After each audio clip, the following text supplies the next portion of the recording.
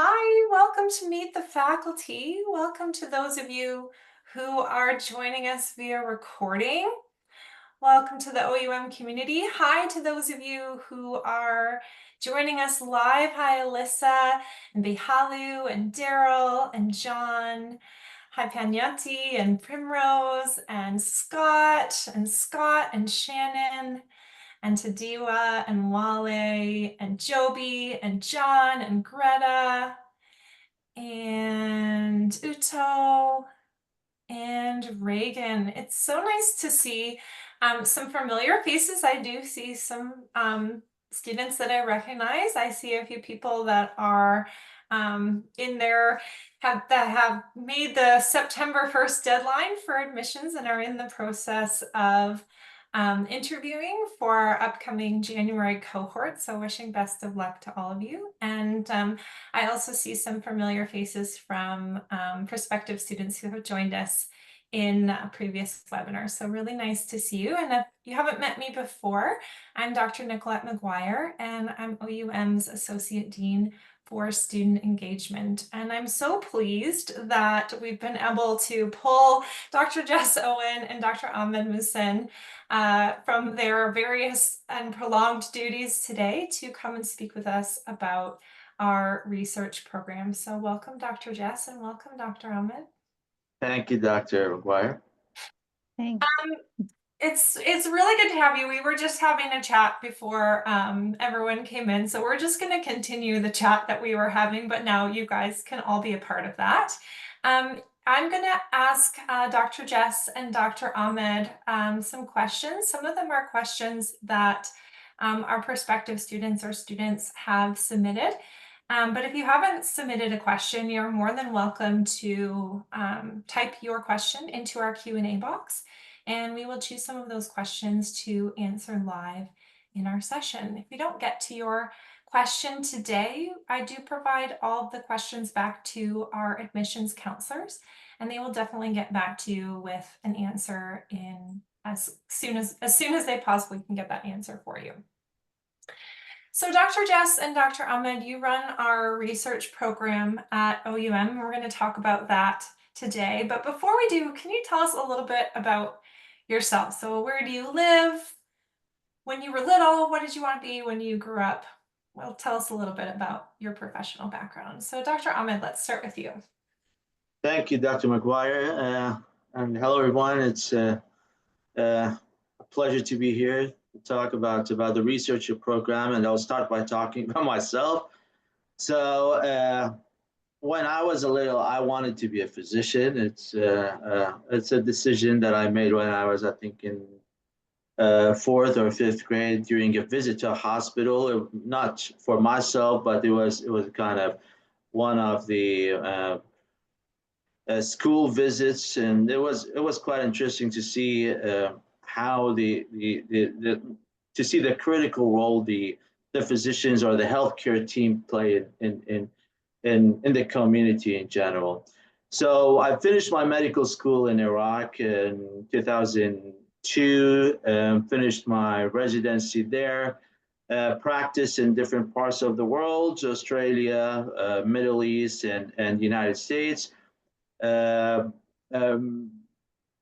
Completed the qualification exams in Australia, AMC, and the USMLE, CFMG in the United States. In 2014, starting from 2012, that's when I started thinking more about research and population health, and that's how my interest in research started to build up year after year. And then I started my Master in Public Health in 2014, and then followed that with a Master of Science in Clinical in Cancer Immunology in Texas, MD Anderson Cancer Center here in Houston, Texas. And where I still live, I enjoy the weather here. It's super hot to humid in summer, so it's not a good place to visit, but winter, we have a lovely winter. And now I'm doing my PhD in cancer epigenetics, and it's more to do with the intercancer interception and prevention. More about myself and my role at OUM. So I joined OUM in 2017 and started as an advisor, went from advisor doing some instruction, became a course director for some of the preclinical units, then associate director for research, then director of research, and now this is my role, and along with as a course director of one of the preclinical units, the urinary system unit. So I think I talked a lot about myself. I'll turn it to Dr. Owen. Before we turn it over to Jess, Ahmed, I wanted to tell you something that I was thinking about before we started this webinar today. And it's that,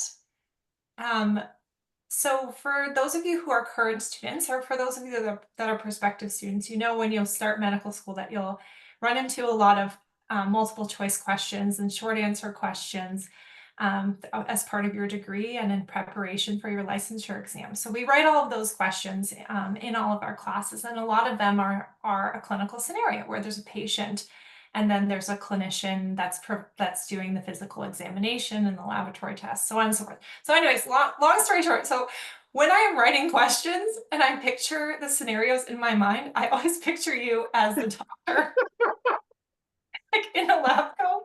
And I was trying to think about why I do that. Like, you just look very doctoral to me.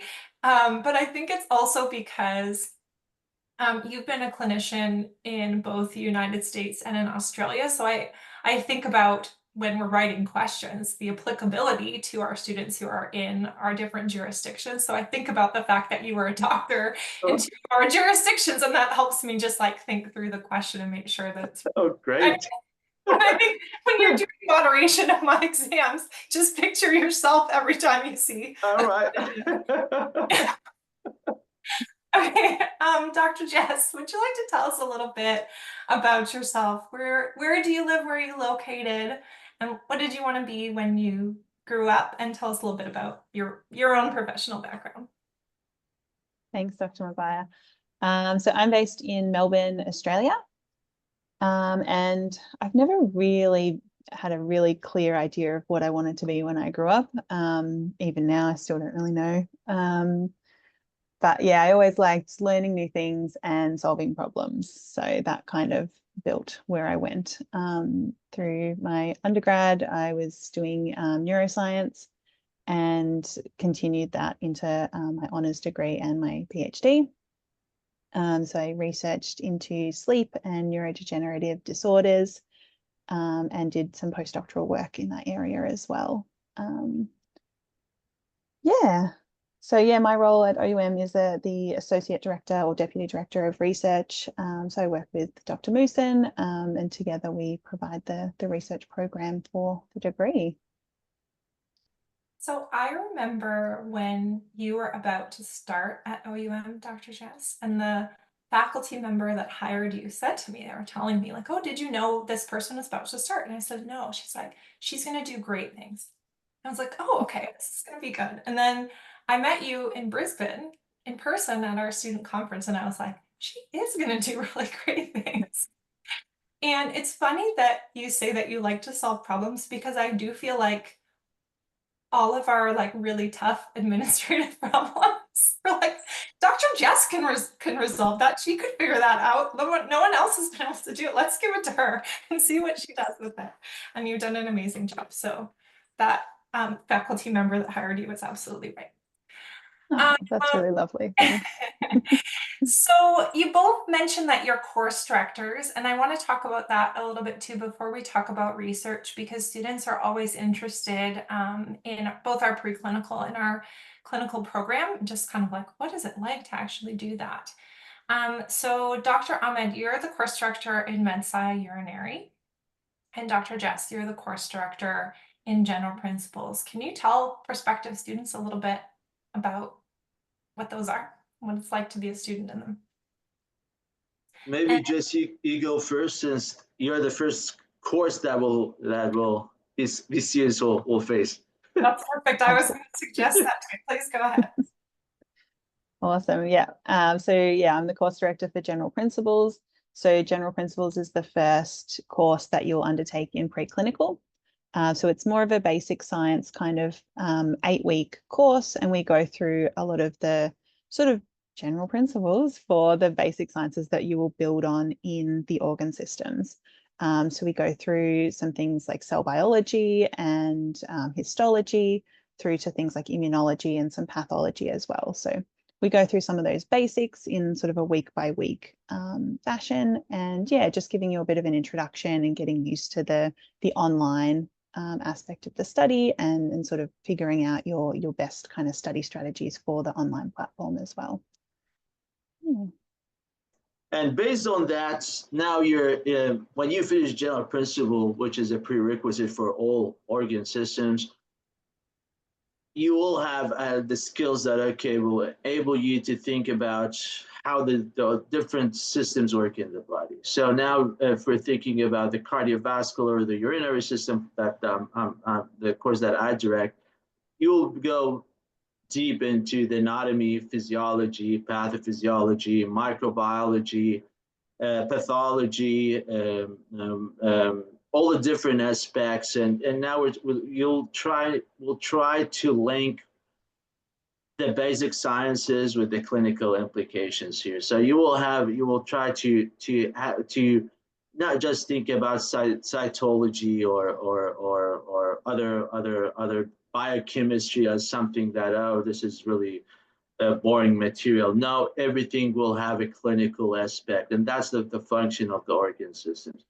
So the organ systems, based on the different units, each unit will have a set number of weeks to study. For the urinary system, it is 10 weeks. Cardiovascular, 12 weeks. Some smaller systems will get 6 or 8 weeks, depend on the material that need to be covered during those systems. And when you think about a system that is taking 12 weeks or 10 weeks, that means it is tough. So it will require more and more study, but you will learn everything that you will need to be a successful physician, number one, which is the most important goal for us. And the second thing is it will prepare you well to pass your qualification exams, whether you're doing that for the United States or you're doing it in Australia, New Zealand, anywhere in the world. You will learn all the basics and all the aspects of that system that will make you, will enable you to master those questions. And as the Dr.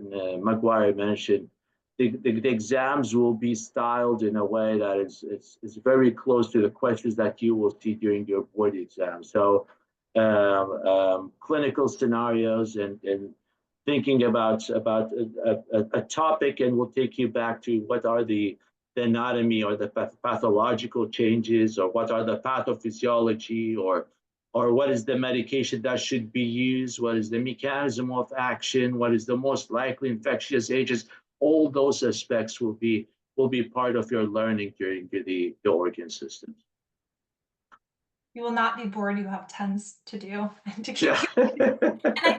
And I think what's important to note too is that we're talking about the preclinical aspects of the course. So you may know from our website, or for those of you who have started, you know from your experience, that the program is broken up into a preclinical portion and a clinical portion. So in the clinical, you're doing like the classical things that you see medical students doing on TV, where they're in their clinical rotations, they're in a hospital doing an internal medicine rotation, or they're on pediatrics, so on and so forth. But we're speaking about the preclinical program, and at the point that you enter, you're already learning things that are applicable to human disease and treatments and management of diseases. So you're learning the basic anatomy, physiology, biochemistry, and then immediately applying it to the principles of medical sciences, which is why we call those courses our medical science courses. So thank you both for providing a little bit more detail about that. And I think it's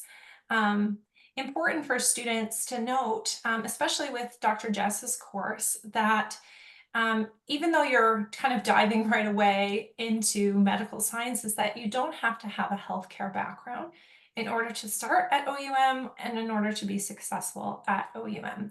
We do provide the structures and supports for students of all different backgrounds. So you could have a healthcare background, be in nursing or physician assistant or paramedic. You can have a non-healthcare background. We have engineers, we have teachers, we have scientists. So the main prerequisite is really that you have a deep ability to learn at a very deep level, and of course have a drive wanting to be a physician. It's not an easy path. It's not a path for the weak of heart, but if you have that drive, this is absolutely the place for you. Mesh would like to know, when taking these courses during the preclinical, do you advise we take practice questions to retain information? Or what do you advise for us to do to retain information to pass USMLE Step 1 or Step 2 exams? Dr. Ahmed, do you want to start with this one and then we'll pass it on? Yeah, sure. So in the course itself, we provide weekly practice questions. You are always welcome to expand on practicing your knowledge, and that will really, that's the best way to test your understanding. Sometimes you can think about a concept and you feel you know everything about that concept.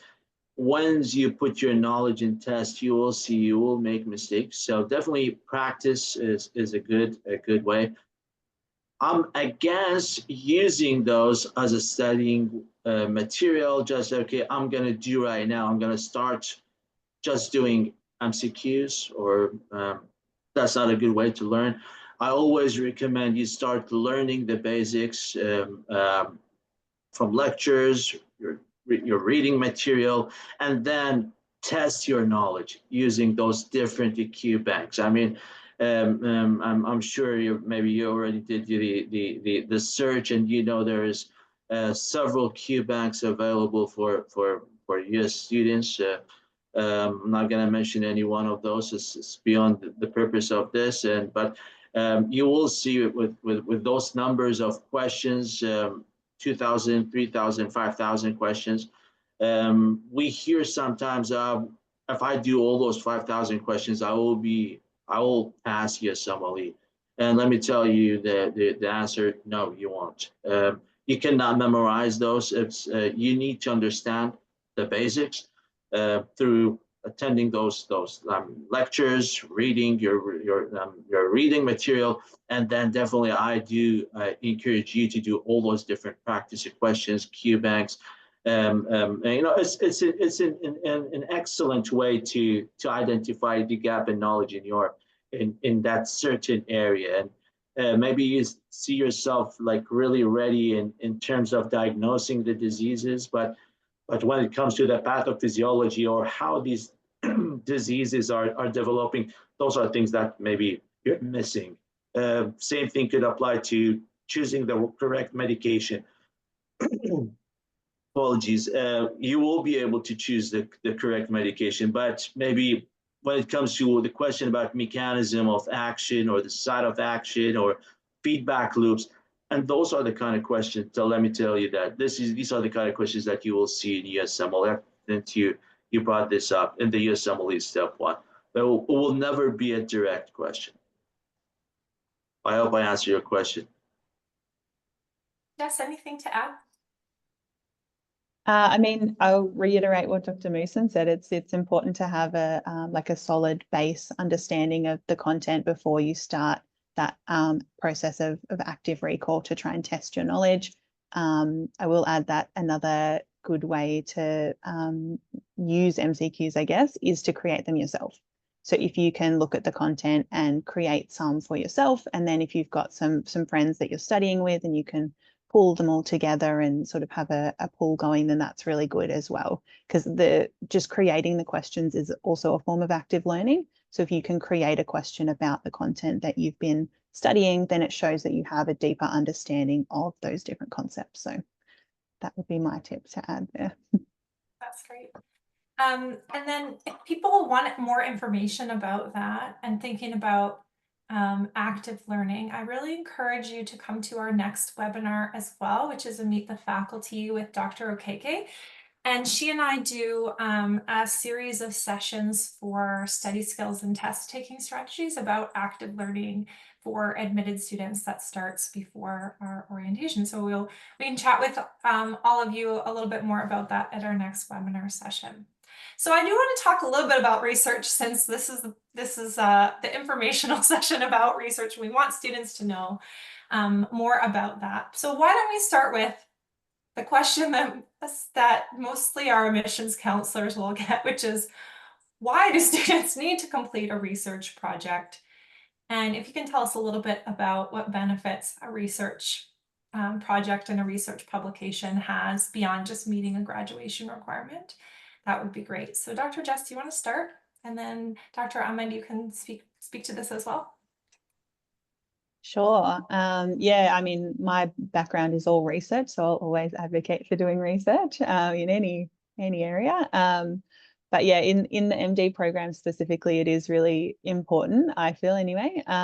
So I think not just to conduct the research project specifically, but to understand research and be able to read a journal article and take important information from that, so that you're able to provide patients with the most up-to-date information and the best, the most relevant care possible. So it's not just important to understand the process of how that research was conducted and really understand the methodology and any possible limitations of that research in terms of conducting it for your own project. You need to be able to understand that process so that you can use journal articles in the future to sort of further that evidence-based medicine that you'll be using to provide the most up-to-date care for patients. Yeah, Dr. Muhsin, do you have anything to add? Excellent points, Dr. Owen. So I think you mentioned that evidence-based medicine, which is research, right? That's by itself research. Now, when you look, if any one of you Google right now, what is the number of literature that is being published each year, it will be in millions. Are those million articles or millions of articles all relevant and very accurate, no biases, no issues? The absolute answer is no. There are issues, and you as a physician will need to know how to evaluate the literature you're reading. This is one of the skills, that's one of the most important skills that you will learn when you're conducting your own research. It is always a great to build up your research skills. Even a research suggested, there's several publications that are suggesting physicians who are involved or engaged in research can provide or will provide a better care to their patients than their non-research involved physicians. Besides those skills that you will learn while conducting research, evaluating the literature. Imagine now with the social media now, it's always a kind of question that I'm getting from friends, relatives, some non-healthcare provider friends. They see some advices on Facebook or Instagram, and unfortunately, this is the way that people are getting information. You as a physician will need to evaluate and correlate what is in the literature, what is a real source for those information. Is there enough data to support those findings or not? These are the kind of skills that you will build up when you're conducting research.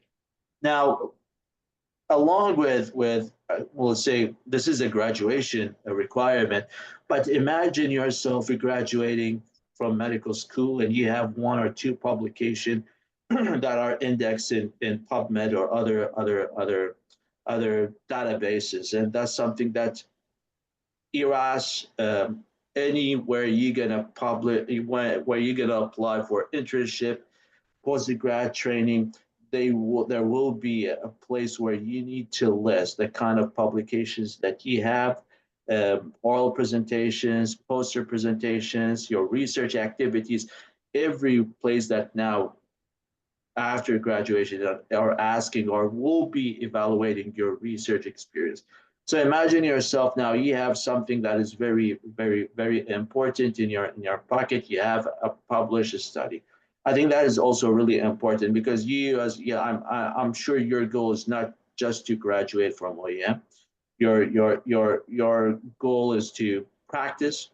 Your goal is to get further postgrad training, whether we're looking at residency or looking at different opportunity, the residency here in the US, you're looking for internship in Australia, New Zealand, and other countries that follow the British model. So I think there's a lot of like important aspects for research, and that's why research is we at OUM think about research as a really important aspect of your education, and it will be part of your journey with us. I mean, those critical thinking skills are Oh yeah. so. Mhm. So you had mentioned, Dr. Ahmed, about building research skills, and I know it's a concern of some prospective students and some students that don't have a research background. So are there supports in place for students who've never completed research before so that they can be successful in completing their research project? Thank you for your question, Dr. McGuire. Absolutely. So now we have a very successful program at OUM that support the students in research. The program consists of a module that has been revised several times to be up to date with all the requirements. The unit, the ethics and methods in research is primarily run by Dr. Owen. You can maybe talk about that later on. And we also have research advisors. Research advisors will guide you from the very first step, coming up with a research question, all the way up toward the end and helping you even respond to the comments or issues that are raised by editors from the journals that you will be submitting. So we have the program is being very successful. Trust me, publishing is not an easy, but I can tell you, as of now, we're still in September. This year alone, we have 20 of our students who published their studies in different journals. So, and I will say maybe 95% of them coming with no research background. So you will not be alone. You will be supported. We have excellent research team. You will learn a lot in the ethics and methods and research. You will this unit is this asynchronous unit will guide you from the very first step, or maybe the most important step, which is the ethics, the ethical aspects of research. How you can, because most of our research will involve human data, and you will need to be extra careful when you're handling human data. That's the aspect that you will start with, and then it will take you through the whole process in conducting research, from coming up with a research question, how are you going to do a focused literature review, what is the most proper study design that you will be selecting based on the research question, how are you going to run statistical analysis, how are you going to write up your manuscript. So yes, we do have a very efficient and a proven system that will help you to finish, not only to publish, not only to write up your manuscript, but to get that published as well. So Dr. Jess, Dr. Ahmed was mentioning the methods and ethics in research course and working with a research advisor, and some of the steps that are required to define your research question and actually conduct the research. Can you tell us a little bit about like what stage do medical students typically conduct their research and do all of this work? Like, is this a separate piece on top of all of the other requirements and classes? Are they doing it simultaneously? When do students do that? Can you tell us a little bit more about that? Yeah, for sure.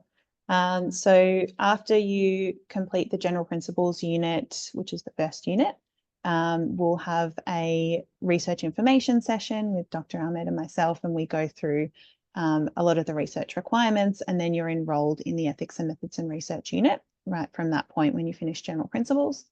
And the idea is that you would finish the coursework in your preclinical. So that kind of steps you through. It's sort of designed so that someone who has never done research before has a solid foundation of an understanding of how to conduct a research project, and then they can go and talk to their research advisor specifically about their project, and have those kind of one-on-one conversations. And you would typically finish the coursework in the preclinical years, the sooner the better. It is a self-paced unit though, so you can sort of take it at a time that suits you. I usually recommend trying to tackle one of the little modules in between the other units. So you'll have some breaks in between.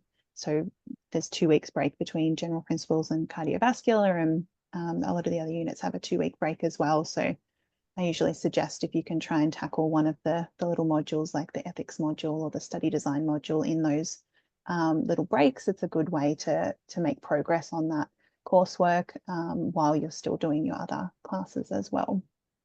Yeah, and then in terms of the research project, we have sort of progress steps as well. So you have to come up with a research proposal. So writing up what you're proposing to do for your research, and then that needs to be presented to the university and research club, which I think we might talk about as well. But that part of it needs to be done in your preclinical years as well, so that we're sort of marking the sort of almost a halfway kind of point for your preclinical, and getting a big chunk of the research done, and then you would do the rest of it in your clinical years. Although if you want to, or you can, you're absolutely encouraged to finish your research all in your preclinical years. I agree. So yeah. Anonymous wants to know, would we be able to publish our work? And if so, how would that work out? Is the school involved in that process, or is it up to the student? The question, would we be able to publish our work? What kind of work? Is it a student project, or is it a work Let's assume they mean their research project. They definitely going to publish their work, but what I'm expecting, because that is a requirement to publish their research project. It is a requirement, it's not optional, but I think the question may be related to their work at their own workplace or so. In that case, we will need to look into it. So, for example, if the student is involved, is working in a research institute, yes, collaborations is accepted as long as they will follow the same path, the same pattern. If that study was done as part of a PhD program and then it is being published for their PhD, no, we cannot accept that. If it's one of the projects in PhD, I mean, there's a lot of varieties or variables that we will need to think about when we're thinking, but when we're answering that question. If it was a project that was never published and it's not related to any other degrees, we will still need to think about it, and we'll see how it looks. Does it really fit or not? Okay, we do have a question, which is, I've already completed research and published an article. Can I use that to meet my research requirement? No. Anything that was published. No, yeah. complete sentence, no. Yeah, as long, I mean, because it has been published, I mean, you know, Dr. McGuire, we have PhDs. The other day, I was doing a research advising with a PhD, I think assistant professor or so, and I would start talking to them about what is research, and he started laughing and said, I published like 25 or 30 articles, and I'm doing this course. So it is a requirement. If it's being published, that's it. We cannot. They need to do another project. And one other one, Jess, they're saying, can I publish more than once? Absolutely you can. Also complete sentence. Yeah. So can you tell us a little bit about if there are any research opportunities that are available for OUM students? Does each student kind of create their opportunity from scratch? Are there any existing opportunities that students can get involved in? There are opportunities mostly in Samoa where students can get a sort of, along with their rotations there, they can have a 4 or 8 weeks attachment. And I think there's 2 or 3 active research projects currently in Samoa. In other places in US, I'm not aware of any project that students can join. In Australia, I think it is the same. I know there are a few clinical trials going in Melbourne, and I think two of our faculty are offering students to do rotations at that place. I think there is one that is going on in New Zealand as well. There's a sort of a clinical a research attachment there, but most of our students are doing their own research projects.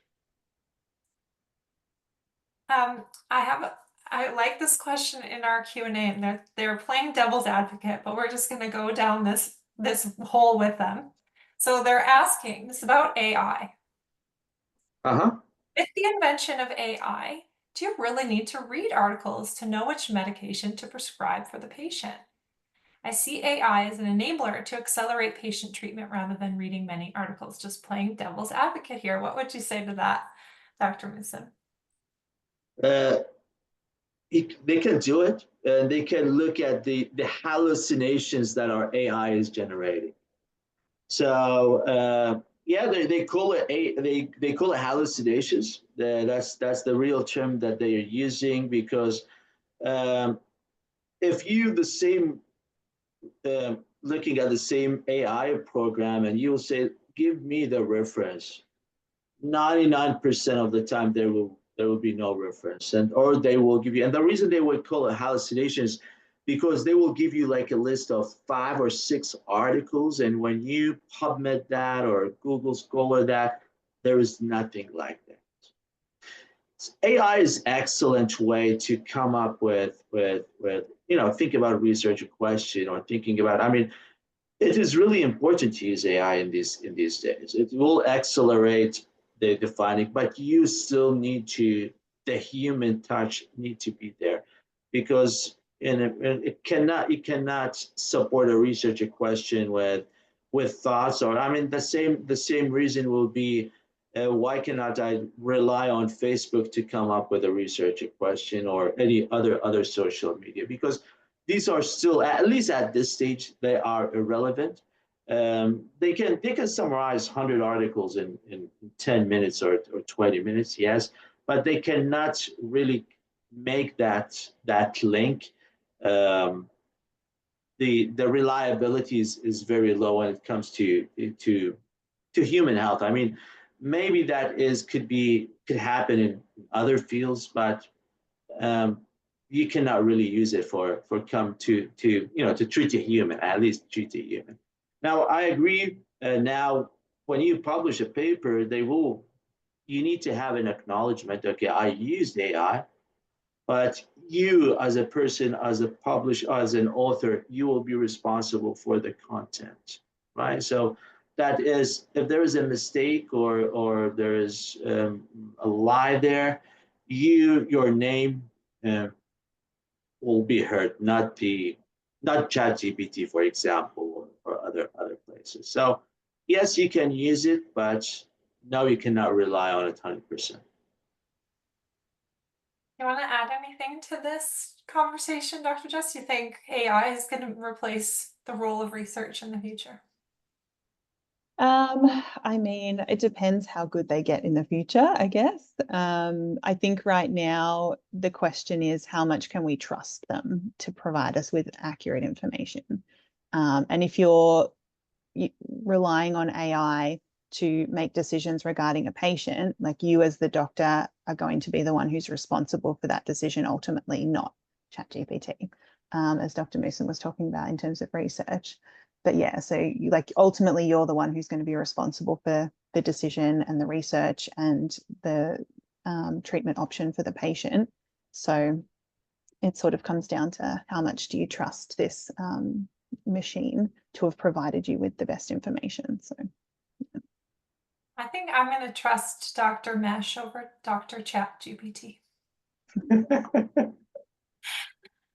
Okay, we did mention journal club, and we haven't mentioned research club, but I think we should talk about that too. And I just want all attendees who are here live with us to know that Dr. Muhsin came directly from hosting journal club to coming into this session to speak with us. So we do thank him for that. So can you tell us, what is journal club? What is research club? Maybe Dr. Ahmed, you can tell us about journal club, and Dr. Jess, you could talk with us about research club.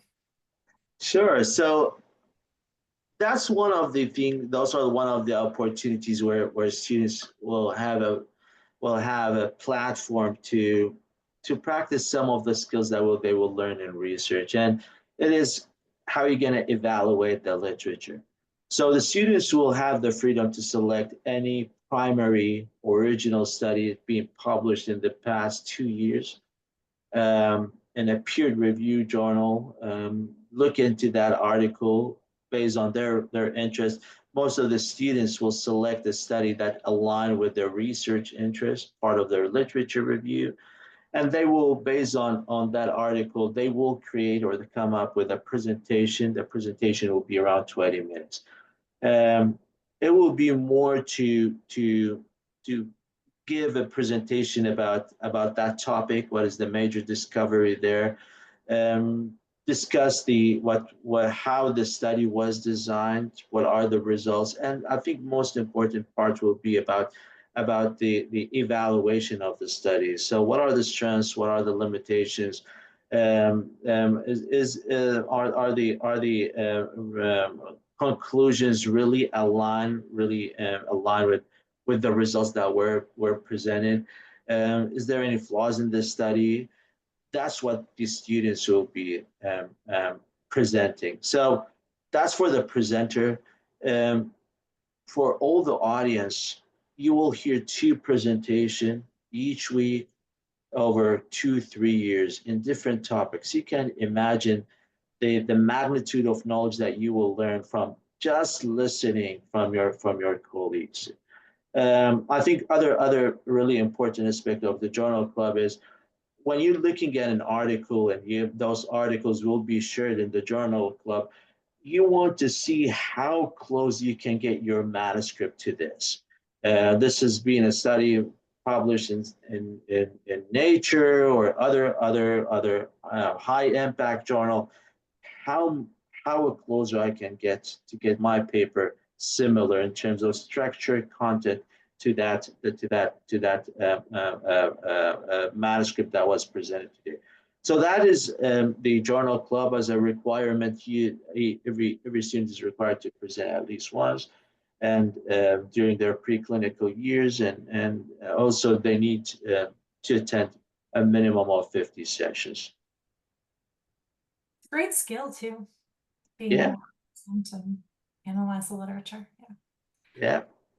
It's a good opportunity, especially if you're someone who doesn't like to present and Yeah. feels about presenting, because it's a really low stress situation.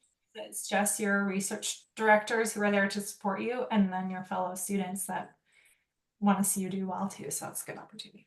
Yeah. Dr. Jess, you want to tell us a little bit about Research Club? Sure, yeah. So Research Club's another one of those really good opportunities to practice those presentation skills. So that's more to do with the research project itself. So once you've developed a research proposal, so a plan for what research you're going to conduct, then you'll present it at Research Club. So you'll talk about the background information, so what you've found in a literature search about your project, what are the aims and the hypothesis for your current study, and then talk us through the methodology. So what are you actually planning to do to collect the data for the study? And the presentations normally go for about 15 or 20 minutes, and then there's an opportunity for other students and faculty to ask questions, which is a really good place to kind of discuss things about the project that maybe you hadn't considered before, or like suggestions for things to change or things to include that maybe you hadn't considered or your research advisor hadn't considered either. So it's really good opportunity to get some feedback on the project and clarify anything that is kind of missing from there, or anything like that before it gets submitted for ethics approval. So yeah, You it's don't another sort of low realize stress. you don't want to realize after you've submitted for ethics approval or after you started collecting data that you're missing something. Yes, definitely. Really good checkpoint for people to do that. And another good opportunity to present and see what it's kind of like the peer review process might be like peer review light kind of thing. Yeah. I think we should mention the research prize as well, and that our students do present completed research at our student conference. Dr. Ahmed, do you want to say anything about the research prize as well? Yeah. So every I think it's now every year or so, we will have student conferences. It will be in Australia or in the US, and during we will have a 1 day dedicated to students research. Students will be competing for a prize. I think the last time was it 500? I can't remember. $500. Yeah.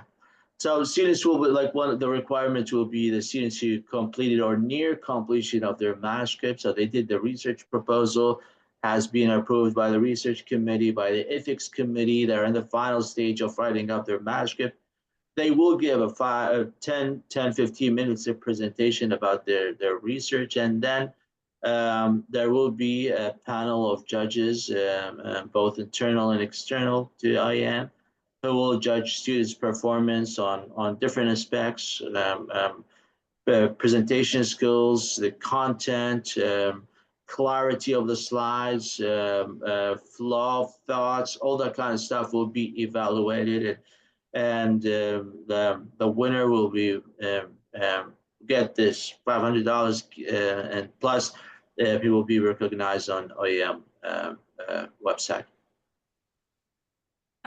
I got to be a judge for the research prize last year because I have a research background as well, and I was just blown away by how well the students did. Like they had so much good support in the projects that they were presenting. You could tell that they worked with their research advisor on their presentation, and their tables were like in really good shape, and they really thought about, you know, how, not just how to complete the research and how to publish an article, but also how to present it to be able to share all of the hard work that they've done and educate their fellow students. So I was just blown away by that. So I wanted you to mention it. So thanks for doing that. I want to just touch upon this question because we've been talking about research, which is essential to the degree, and we talked a little bit about the preclinical courses, but there's just so much that you have to think about and balance and do in a medical degree. So do you have any advice for our prospective students, or we have some new students that have joined us today as well, or some that are potentially joining our cohort in January? Do you have any advice for them about balancing their studies and their research and their personal and professional commitments during an MD program? I can start if you want. Yes. So it's a big question. Yeah, I think there's just a lot to think about. And you won't always get it right in terms of the balance, but it's about being adaptable and being able to have a look at what you're doing and your time management and how your schedule is set up, and thinking about reflecting on whether it's working for your situation with all of your other commitments as well, and being willing to change that if it's not working. So change it in some aspect to something that's going to be better suited to you. So I think, yeah, you need that kind of flexibility in there to kind of, and that ability to reflect on, okay, how's this going? Am I keeping up with everything? Do I need to reach out to someone at the university for some support? Do I need to reduce my work hours? What do I need to do? to sort of make this more manageable right now for me. So that would be my advice. That's a really good one, just to like be aware that things are constantly changing and you have to just notice that something is not right and think about how you might fix it. Is good. Yeah. Dr. Ahmed. I like the word balance here. Balance mean I will give a volume to each one of the studying, work, family, health. Maybe health will come definitely the always number one or priority. Like you want like healthy person, that's number one. That's the reason. I mean, you need to be healthy so in order to to move forward. But when you think, I don't want you to think about study coming at the end as well. Medical school is demanding. I need to be honest about that. It will require tons of hours, not many, tons of hours of study. You want to take all the opportunities that is provided to you in medical school. Learn a lot. That's the reason you're here. When you think about medical school, it's not about only, it is very, it's kind of expensive in terms of how much you're going to pay. You're going to spend hours. Think about that as another value. Spend as much hours as possible doing your study. Always think about when you're starting, like you have a quiz coming up or an assignment, or you want to do your research. Have it start early preparing for those. So you might be able to do it now and you just say I'll push it later this week. You might have no time yet by the end of the week. Trust me, this is the situation, at least for me. This is what what I'm facing all the time. I'm just trying to push some tasks toward the end, and then I found out, okay, I don't have time at the end. So try to get your assignments, your task early. Use the resources that are available for you. You have supported every aspect of OEM, from the admins, from the research team, from the learning team, from the teaching team. You have your student success advisors. You have different resources available for you, and you paid them. You paid for that, so use them. Use them to accelerate your knowledge and how you're going to accelerate in terms of, or how you're going to master your knowledge in those different areas. So I think that's the kind of advice that I like to give. I like that thought about like, yes, medical school is expensive, but the most expensive thing is your time. That's the greatest reason. Do you have any advice for our prospective students that are joining us today that are thinking about starting medical school? What advice would you have for a prospective student before they started school? Maybe Dr. Ahmed, we'll start with you. I think like I'll continue what I just said. Is I want you to think about a journey that will not stop by the time you leave OEM. A journey continue. This is a lifelong learning process. You need to enjoy reading the literature. You need to enjoy reading, studying all the time. Your training will not stop by the time you finish your OSCE exam. You will, trust me, you will have more advanced training, more advanced training in any specialty that you will go through. This will require a lifelong commitment. You know, I'm committed to serve my community. I'm committed to provide healthcare to people. I want to be kind to all people regardless of their background. My primary goal is to see everyone healthy. Those are the things that always will drive your motivation to join medical school, and that's how I think you'll be a successful physician. For that, Dr. Jess. Yeah, I love what Dr. Muhsin said about keeping the big picture in mind. That's really important. I guess my advice more specifically when you're starting would be to sort of have a think about the skills that you'll need, so your study skills, and to pick up on something else that Dr. Muhsin said, use the resources that are available.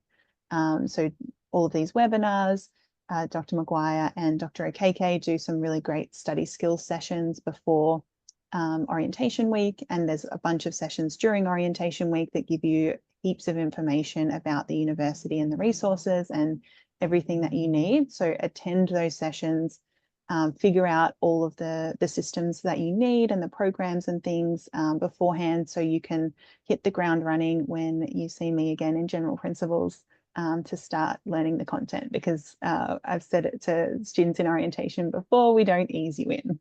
It's yeah, it's full on. She went to the deep end. Yeah. Well, thank you so much for that, Dr. Jess. Bihelu and Greta and John and Matthew and Mesh and Peter and Primrose and Rianu and Reagan and Scott and Shahid and Sneha and Tadiwa and Uto and Wally. It was so wonderful to see you here live in this session. Thank you so much for joining us. If you've joined us via recording, we are so glad to have you virtually with us as well in our community. I know you'll all join me, whether you're here live or whether you've joined us via recording, in thanking Dr. Jessica Owen and Dr. Ahmed Muhsin for taking some time to provide us with some more information about OUM's research program, and a little smattering of some things about the preclinical, and just some things to consider before you dive into the deep end that is medical school. If you didn't get your question answered today, but you submitted it in the Q&A box, I will be providing those to our admissions counselors, and they'll get right back to you with an answer to your question. If you're joining us via recording, or if you're live and didn't get to post your question and you still have one, or think of something after the session, just go ahead and reach out to the admissions counselors, and same thing, we'll make sure that you get an answer in really short sequence. Sanalise Way asked if they could have a recording of the webinar because they missed out on some parts of the presentation. Absolutely, you can. The recordings are available from the admissions counselors.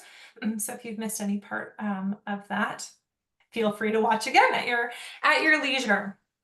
I hope that you will all have a wonderful rest of your September and early October, and look forward to seeing you all again on October 17th for North America and October 18th in Australia, New Zealand, and Samoa for our next Meet the Faculty webinar, which will be with Dr. Chinwe Okeke. So thanks again, everyone, so much for joining. Thanks again, Dr. Owen and Dr. Muhsin. I really, really appreciate your time. It's a pleasure. Thank you all. Thank you, Dr. Maguire. Bye for now. Best wishes. Bye. Bye.